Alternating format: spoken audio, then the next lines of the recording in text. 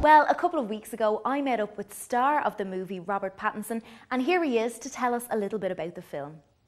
I guess it's a vampire love story. It's about this this young girl who moves to a new town, and it's very isolated, and she feels very isolated from the people who live there, and then she meets this guy, and he's really weird, and and then she finds out he's a vampire, you know, that old little chestnut.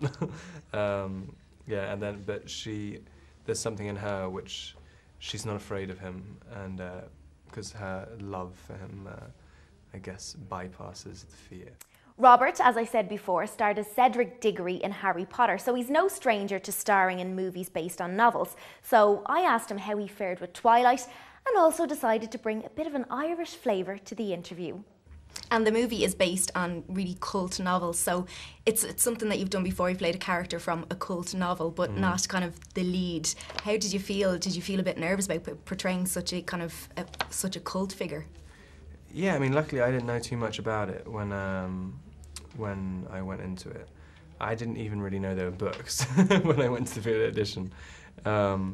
And when I was shooting it, I had no idea the extent of people's fanaticism over it.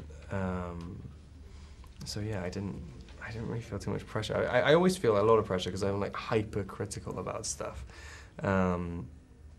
So, you know, no one can put any more pressure on me than I put on myself, so it doesn't matter. And it's received massive feedback in the States. It's been a big success. Have you found in your own day-to-day life that life has changed since it's come out? I guess, like, I mean, there are sort of people like hiding in the bushes, like outside my apartment and stuff, which is so totally bizarre. Like, I mean, I just keep wanting to ask people, like, why do you think this is news? I don't do anything interesting ever. Like, leave me alone. Yeah, it's changed a little bit, but not really. Is it strange seeing yourself like on the side of buses when you're like walking down the street?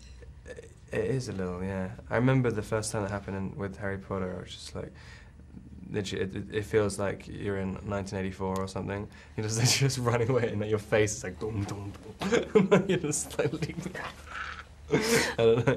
There's a few rumours going around on the internet, and of course they're gospel. And one of them is that you didn't wash your hair for 6 weeks. Is that true?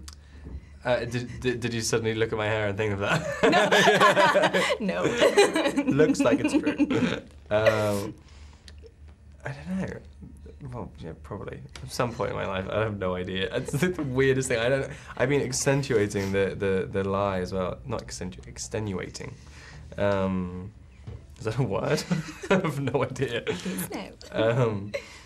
Yeah, I keep wanting to say, like, yeah, it's not even real hair. It's like, yeah, I use it as a toilet brush.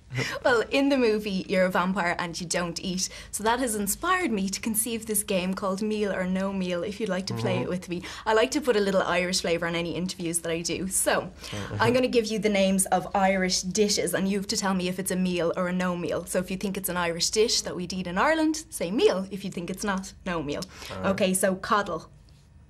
Coddle. Meal. It is, that's right. And last one, box tea. No meal. It's a meal. Oh.